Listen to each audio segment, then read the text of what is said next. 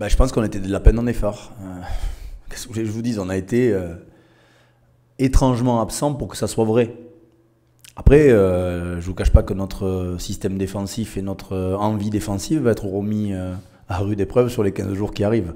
Donc c'est sûr que si on défend comme on a défendu contre Bordeaux, contre Montpellier et Lyon, j'ai peur qu'on finisse sur le parking.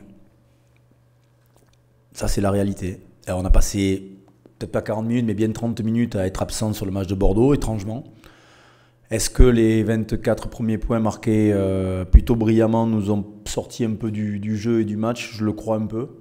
Quand on pense qu'un match est facile, quand il faut remettre les ingrédients pour de nouveau combattre, s'accrocher, ça a été compliqué. Et d'ailleurs, c'est ceux qui étaient sur le bord qui, je pense, ont senti qu'ils pouvaient nous apporter quelque chose, qui ont très certainement permis le gain du match.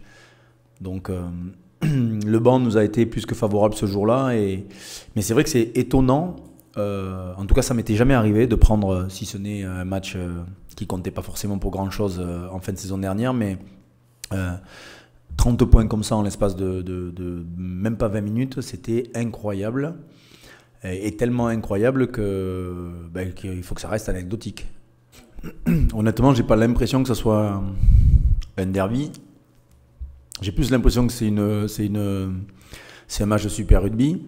En tout cas, une confrontation contre une équipe de Super Rugby qu'un derby de région ou de ville du même département. Ouais, et bien évidemment, plus une franchise sud-africaine qu'autre chose. Mais c'est vrai que oui, avec François Stein, Serfontaine, Duplessis, Willem C, Limemberg, ils sont très nombreux, mais je pense que ça avait été une volonté du club de s'inscrire dans cette dynamique-là. Il n'empêche qu'il y a quand même des joueurs français plutôt intéressants et voire de bon niveau. Fulgence Ouedraogo sera très certainement titulaire ce week-end, donc que ce soit le petit Payog aussi, qui est un garçon qui pèse lourd dans leur organisation offensive et notamment au poteau aussi en tant que buteur. Donc oui, ils ont quand même une équipe, ils ont des absents comme nous dans ces périodes un peu compliquées, mais c'est une équipe redoutable quand on voit ne serait-ce que la paire de centres qui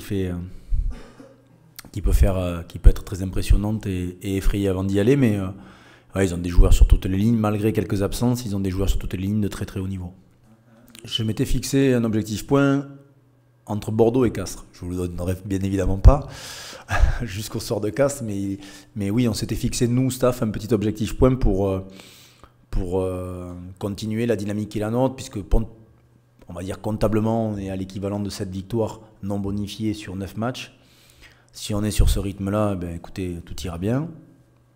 Il n'empêche que le calendrier qui nous arrive risque de freiner un petit peu nos stats, mais moi je suis pas très. Je trouve que c'est des bons matchs à jouer contre des équipes qui sont quand même très compactes, très costauds. On joue des grandes stars du rugby mondial. Je trouve que c'est top pour un Zach Holmes, un Romain Tamac ou un Jean-Marc Doucet de jouer contre Cruden. C'est top pour nos centres de jouer contre Serfontaine et Stein. Comme voilà, c'est toujours des chouettes expériences de pouvoir jouer contre des joueurs de très très haut niveau. Donc non, il faut voir ça comme des opportunités et non comme des fardeaux. Moi, je trouve ça génial. Et puis, honnêtement, alors c'est facile de taper dans le dos des gens qui réussissent, mais quand même, on a un président de la Fédé qui est un mec différent. Je sais pas si vous vous rendez compte qu'il y a 15 jours, on était au fin fond des cartons et que 15 jours après, on récupère un super événement mondial qui va permettre de relancer nos écoles de rugby, notre rugby français, et de remettre un peu l'appétit, peut-être un peu de gaieté dans ce rugby français un peu morose par moment, qui nous pompe plutôt que des règles et des lois pourries. Et là, je trouve que c'est une super nouvelle pour l'ensemble des acteurs du rugby, et bravo à Bernard Laporte et à son équipe parce que sincèrement, il y a 15 jours, c'était mort. Il y a une semaine, ils étaient vraiment pas bien et ils finissent par gagner cette candidature. Donc je trouve que c'est une super nouvelle et ça donne une dynamique à la Fédé, au rugby français. Je trouve que c'est une dynamique ultra positive. d'ici 2023, j'espère qu'on participera allègrement aux jeunes joueurs qui participeront à cette Coupe du Monde.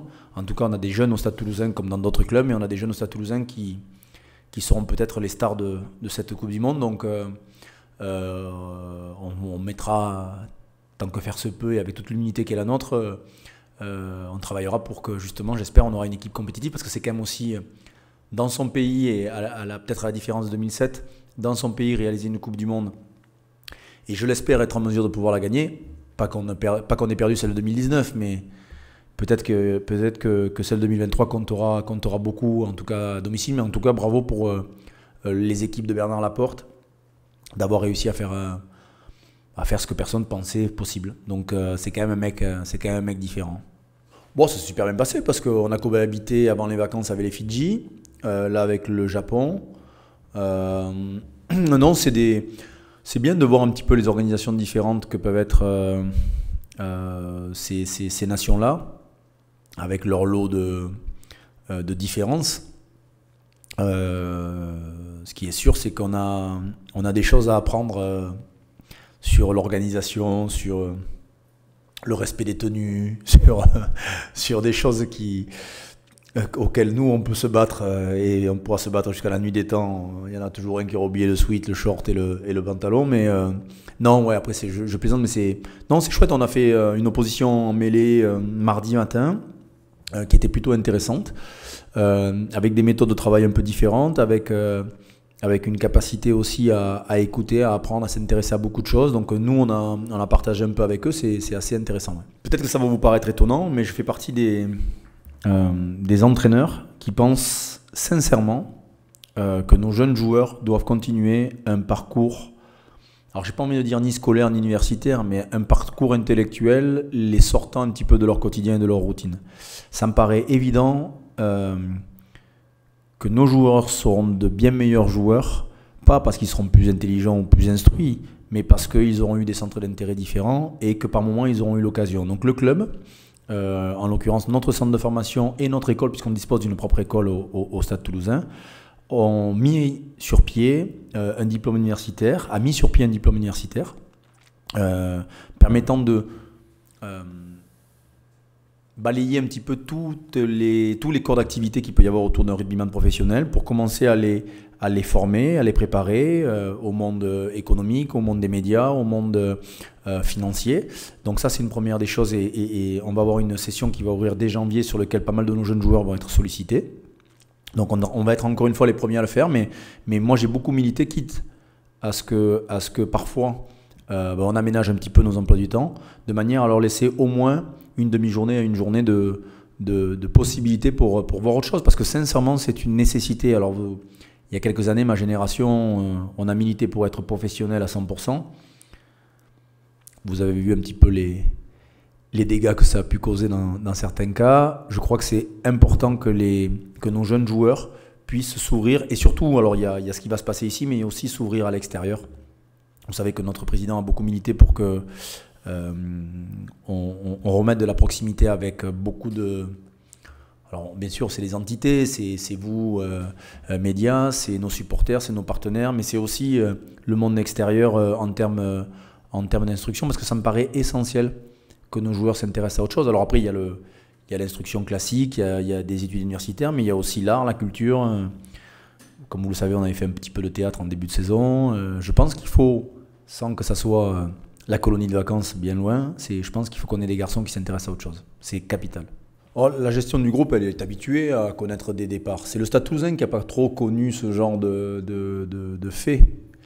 Assez marquant de perdre des gros joueurs, ou en tout cas des joueurs qui comptent dans un vestiaire et dans un effectif. Donc voilà, c'est des choix de vie, des choix personnels, des choix qui... Ces deux garçons, comme vous avez pu le lire de la part de notre président, que l'on souhaitait conserver.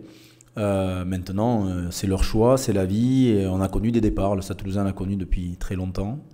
Il faudra faire avec. Après... j'ai trop, et vous le savez, puisque j'en ai milité dans des moments compliqués, trop de respect pour les joueurs pour parler à leur place,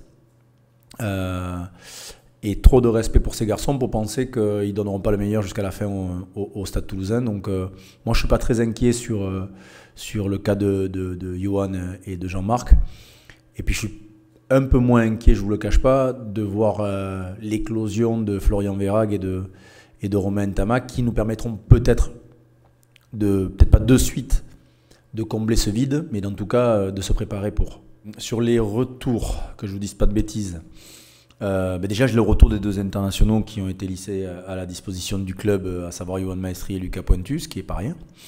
J'ai Thomas Ramos qui a pris une petite commotion sur le match des Barbarians, donc qui est malheureusement pas dans le groupe, même si les voyants sont au vert le concernant et qu'il aurait pu jouer, mais c'est le garçon qui a quasiment été le plus utilisé chez nous cette année, donc je pense que voilà, c'était le moment de couper un peu.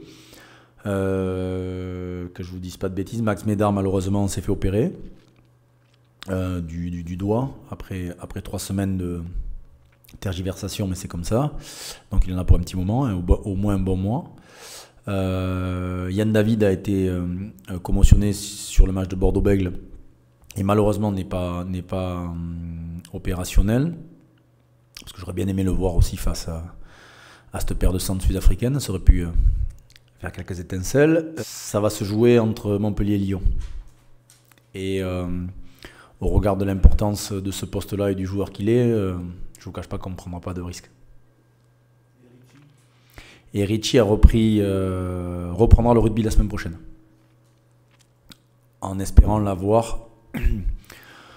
Pour Castres, je le souhaite, au mieux. Au mieux.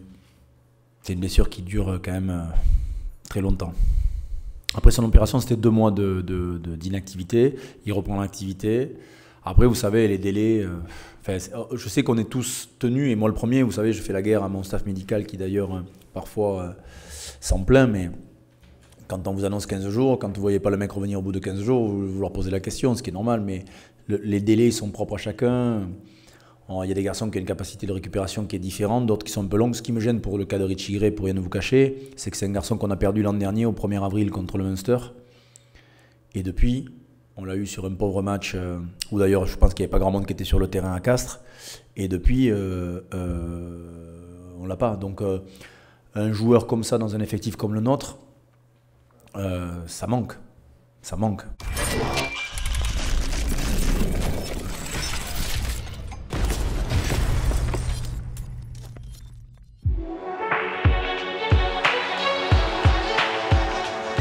Après un mois d'absence, le top 14 est de retour à Ernest Vallon.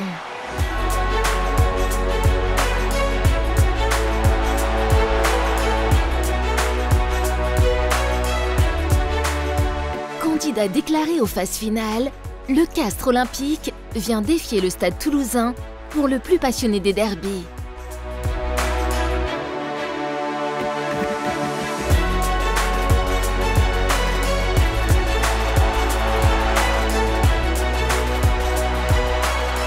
Stade Toulousain-Castres, un derby, un vrai.